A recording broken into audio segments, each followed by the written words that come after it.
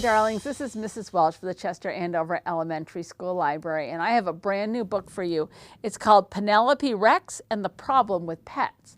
Now, if you're thinking, that looks familiar, it's because this is the author and the story and the characters in We Will Not Eat Our Classmates. So if you're thinking, she looks like she would eat her classmates. Well, she learned that lesson.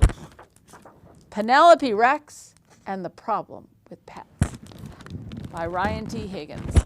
Lots of parents give their kids dogs or cats or guinea pigs or goldfish. Penelope Rex's parents gave her mittens. Penelope was surprised. She didn't even know she wanted a pet. Penelope had talked a lot about ponies, but that's because ponies are delicious. She wasn't so sure about owning mittens, but she was willing to give it a try. Oh, look, he already likes you. Why don't you take Mittens up to your room and get ready for bed? In Penelope's room, Mittens made himself comfortable. And she's saying, you can sleep down here on the floor. Mittens had different ideas.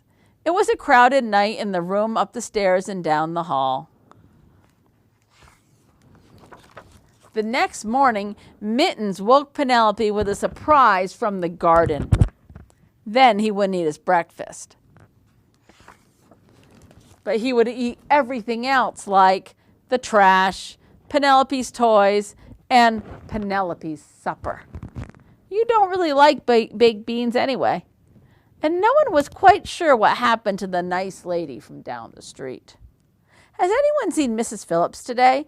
I was supposed to take her to the airport. Uh-oh, what do you think happened to Mrs. Phillips? After that, Mittens got an upset tummy. Luckily, he knew how to use a litter box, but he preferred the bathtub. The truth was, Mittens made everything harder. Sleeping, getting dressed. Mom, Mittens buried all my underwear in the backyard again. Getting ready for school. Mittens, let go. I have to go to school. You have to stay here. Being at school. Attention students. Recess will be inside today due to a saber-toothed cat on the playground. You think Mittens might be that saber-toothed cat? And even coming home from school. I'm home. Oof. In fact, coming home from everywhere was harder. After days of mess and mayhem, Penelope was at the end of her rope. Mittens, no! Mittens, no! No, Mittens! Uh-oh. Rip. Look what happened to her backpack and her lunch. Bad, Mittens, bad. Look at Mittens. Mittens knows he didn't do a good thing. I'm sorry, Penny Pie. Maybe Mittens is too much for one little T-Rex to handle on her own. And so, carrying a patch backpack and lots of feelings, Penelope left for school. But that whole day, everything made her think of Mittens. Was he too much for her? When Penelope got home that afternoon, she braced herself. I'm home! Mittens? But Mittens wasn't there.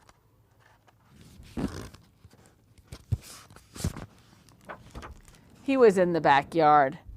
I thought Mittens could use some fresh air. Oh, okay.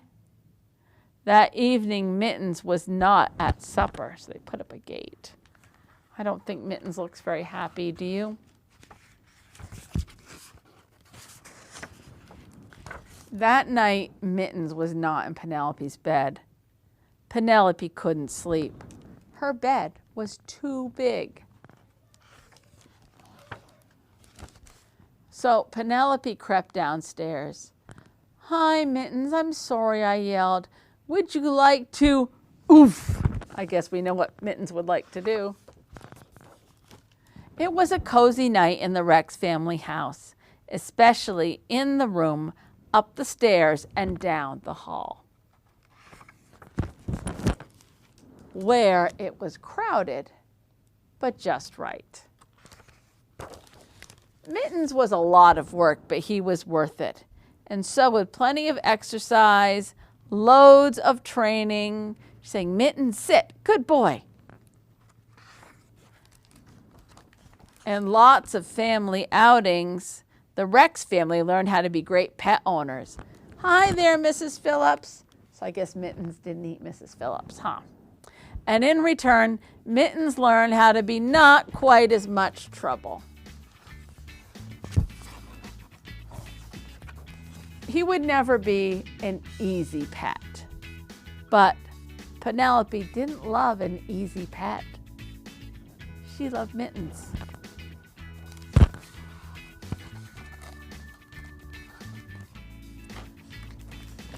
I'm glad you're you, Mittens, not a pony. And they're both thinking, ponies. This has been Mrs. Welch for the Chester-Andover Elementary School Library. We'll see you soon.